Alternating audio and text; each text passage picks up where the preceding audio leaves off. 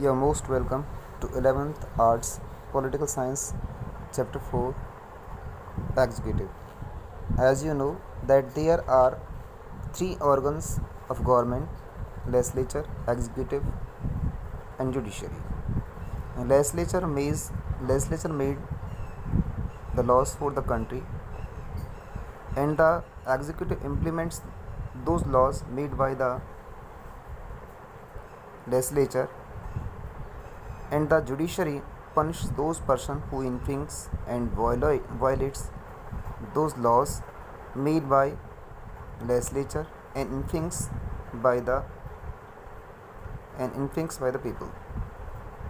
It means judiciary punishes those persons who infringe and violates the laws made by the legislature and implemented by the executive. In this topic we are going to read about the executive. तो what is executive? जैसा कि आप जानते हैं executive का मतलब हुआ कार्यपालिका। ये सरकार का दूसरा अंग है। तो कार्यपालिका का कार्य होता है एग्जीक्यूटिव लेजिस्लेचर के द्वारा बनाए गए जो कानून होते हैं उन कानूनों का क्रियान्वयन करना इसका काम होता है। अब डिटेल में इसके कामों के बारे में पढ़ेंगे। Functions of executive. The first function of executive is enforcement of law. नियमों और कानूनों को इन्फोर्स करना, लागू करना, ये इसका प्रिमिनरी फंक्शन है। सबसे पहला फंक्शन है the preliminary function of the executive is to enforce laws and to maintain law and order in the state. तो सबसे पहला जो काम होता है एग्जीक्यूटिव का वो होता है कानूनों को क्रियान्वयन करना और देश में कानून व्यवस्था को लागू करना। The second work and function of the executive is appointment making function. Appointments करना। अपॉइंटमेंट्स में बात करते हैं all major appointments are made by the chief executive. For example the president of India appoints the. तो इनकी दूसरा जो कार्य है वो है नियुक्ति संबंधी कार्य। पहला था कानूनों को प्रभावी करना, दूसरा कार्य है एग्जीक्यूटिव का वो है नियुक्ति संबंधी कार्य। तो नियुक्ति संबंधी कार्य में पढ़ रहे हैं प्रेसिडेंट, भारत के जो राष्ट्रपति होते हैं उनके द्वारा नियुक्त किए गए लोगों के बारे में। तो फर्स्ट है चीफ जस्टिस ऑफ इंडिया को अपॉइंट करते हैं और दूसरे जज होते हैं उनको अपॉइंट करते हैं, एंड द हाई कोर्ट्स के जज होते हैं उनको अपॉइंट करते हैं। Ambassadors, advocate generals of India, members of union public service commission, governor of state, इनकी जो अपॉइंटमेंट्स होती हैं वो प्रेसिडेंट के द्वारा की जाती हैं। नेक्स्ट इसका जो फंक्शन है treaty making function. Treaty making function का मतलब संधि संबंधी कार्य। तो देश में जो भी संधि वगैरह जो की जाती हैं, भारत पाकिस्तान के बीच हो, भारत चीन के बीच हो, तो संधि करना, पीस रखना है नहीं रखना है, ये सारे जो डिसीजन होते हैं वो प्रेसिडेंट के द्वारा या कह सकते हैं एग्जीक्यूटिव के द्वारा लिए जाते हैं। तो it is the responsibility of the executive to decide as to which treaties are to be sign with which other countries. The executive negotiate the treaties in accordance with the procedure defined by the international laws and also in the accordance with the provisions in the constitution of the state. देश के कानूनों के हिसाब से वो संधियों के साथ संधियाँ करता है कि उन्हें लगता है कि संधि करनी है नहीं करनी। ये सारे जो डिसीजंस होते हैं वो प्रेसिडेंट के नाम से जाते हैं। Defence war peace. किसी भी देश के साथ डिफेंस करना है, उसके साथ युद्ध लड़ना है, शांति कायम रखनी है, ये सारे फंक्शंस भी एग्जीक्यूटिव के ही होते हैं। Next function is foreign policy making in the conduct of foreign relations. तो फॉरेन पॉलिसी विदेश नीति को बनाना और विदेश नीति को कायम करना, विदेशों के साथ संबंध रखना, ये सारे काम भी एग्जीक्यूटिव या कह सकते प्रेसिडेंट के होते हैं। Next function is policy making. नीतियों का निर्माण करना। जो मॉडर्न वेलफेयर जो स्टेट्स हैं has to carry out a large number of functions for securing the socio economic cultural development of its people. बहुत सारे जो कल्याणकारी जो राज्य होते हैं वो सोशियो इकोनॉमिक कल्चरल डेवलपमेंट को, सामाजिक, आर्थिक और सांस्कृतिक विकास जो लोगों का है उसको बनाए रखने के लिए पॉलिसियों का निर्माण करते हैं। Next function is function relations relating to law making. कानून बनाने का, function related to law making, कानून बनाने का जो काम है, ये हम ऑलरेडी पढ़ चुके हैं। जो लॉ मेकिंग है उसका सबसे पहला जो काम है देश के लिए वो है law making is primarily the function of legislature. However, the executive also plays a role in the lawmaking. In this sphere too, the role of the executive has been increasing by leaps and bounds. In parliamentary system, the ministers are also member of the legislature and they play a leading role in the lawmaking. हमने बात की थी कि law making का जो काम है legislature करती है, लेकिन लेजिस्लेचर में जो काम करने वाले जो लोग हैं, मिनिस्टर्स हैं, वो कौन होते हैं? दे आर द एग्जीक्यूटिव, वो एग्जीक्यूटिव होते हैं। Executive are of two types, जो एग्जीक्यूटिव्स होते हैं टू टाइप्स के होते हैं, एक पॉलिटिकल एग्जीक्यूटिव और दूसरा था परमानेंट एग्जीक्यूटिव। तो जो हमारे लिए लॉ मेकिंग का जो काम करते हैं those are the political executive. Next function is financial function. It is the legislature which is the custodian of all financial. It has the power to impose or reduce the eliminate a tax.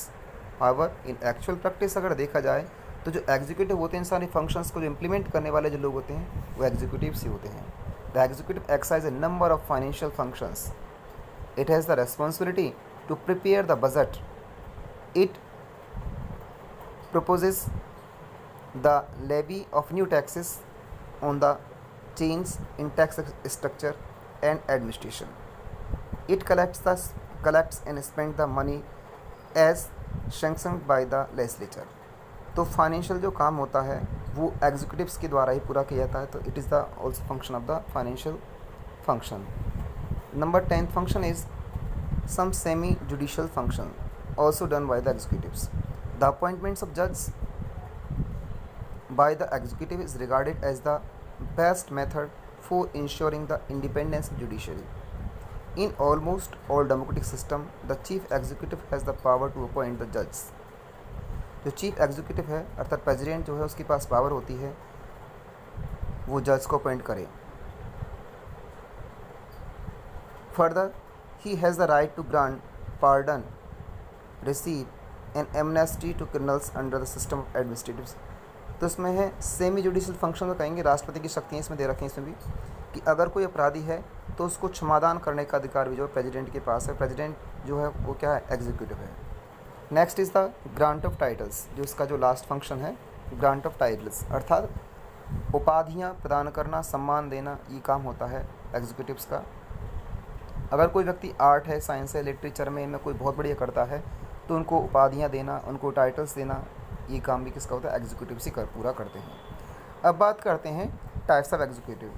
Executive के प्रकार कौन कौन से होते हैं? तो executives जो हैं अगर प्रकार की बात करते हैं तो एग्जीक्यूटिव्स को टू बेसिस पर डिवाइड कर सकते हैं। फर्स्ट है system based on the principle of collective leadership. इसका मतलब हुआ सामूहिक नेतृत्व के सिद्धांत पर आधारित प्रणाली। और दूसरा है system based on the individual leadership, एक व्यक्ति के नेतृत्व के सिद्धांत पर आधारित प्रणाली। तो अगर हम बात करते हैं सामूहिक नेतृत्व के सिद्धांत के आधार पर या कह सकते हैं system based on the principle of collective leadership के बेस पर, तो इसको टू टाइप्स में डिवाइड करते हैं। फर्स्ट इज़ पार्लियामेंट्री एग्जीक्यूटिव और सेकंड इज़ या parliamentary system and second one is semi presidential system. और जो थर्ड है इसका जो प्रेसिडेंशियल सिस्टम है वो एक प्रकार है system based on the individual leadership. तो फर्स्ट हम रीड करेंगे कि पार्लियामेंट्री सिस्टम ऑफ एग्जीक्यूटिव क्या होता है या संसदात्मक प्रणाली क्या होती है। तो संसदात्मक प्रणाली में क्या होता है? Head of the government is usually known as prime minister. संसदात्मक प्रणाली में सरकार का जो प्रमुख होता है उसको आमतौर पर प्रधानमंत्री कहा जाता है। Number 1 point. Number 2 point, he is the leader of the majority party in the legislature. वह विधायिका में बहुमत वाले दल का नेता होता है।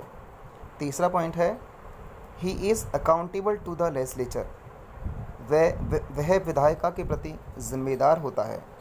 और fourth point is the head of the state may be monarch और प्रेसिडेंट।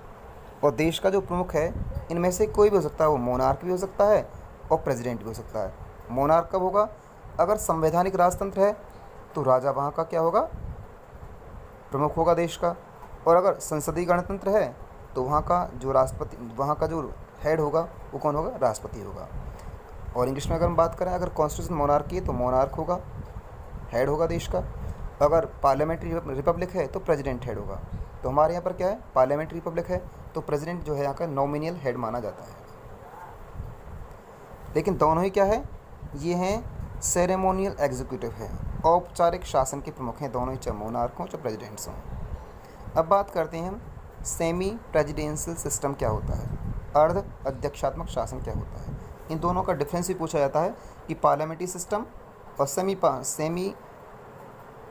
प्रेसिडेंशियल सिस्टम में क्या अंतर होता है, तीनों में किसी में से डिफ्रेंशिएट करने के लिए बोल सकते हैं। तो सेमी प्रेसिडेंशियल सिस्टम क्या होता है, इसको बोलते हैं अर्ध अध्यक्षात्मक प्रणाली। तो फर्स्ट पॉइंट है, in this system the president has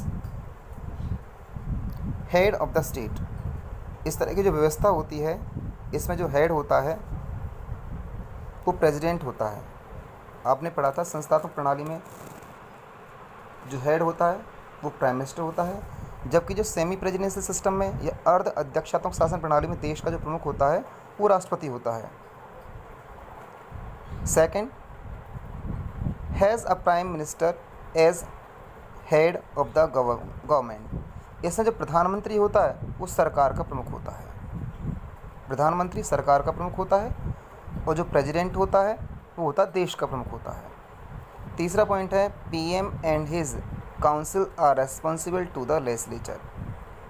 प्रधानमंत्री और उसका जो मंत्रिपरिषद होता है वो विधायिका के प्रति जवाबदेह होता है। लास्ट है आपका प्रेसिडेंशियल सिस्टम, अध्यक्षात्मक शासन प्रणाली, जो एक टाइप है system based on the individual leadership का, या कह सकते हैं एक व्यक्ति के नेतृत्व के सिद्धांत के आधार पर। तो प्रेसिडेंशियल सिस्टम या अध्यक्षात्मक शासन प्रणाली, तो इसमें क्या होता है, first point, president is head of the state. इसमें राष्ट्रपति क्या होता है, देश का प्रमुख होता है, किसकी तरह, अर्ध अध्यक्षात्मक शासन प्रणाली की तरह। दूसरा है, he is also the head of the government, वही सरकार का भी हेड होता है।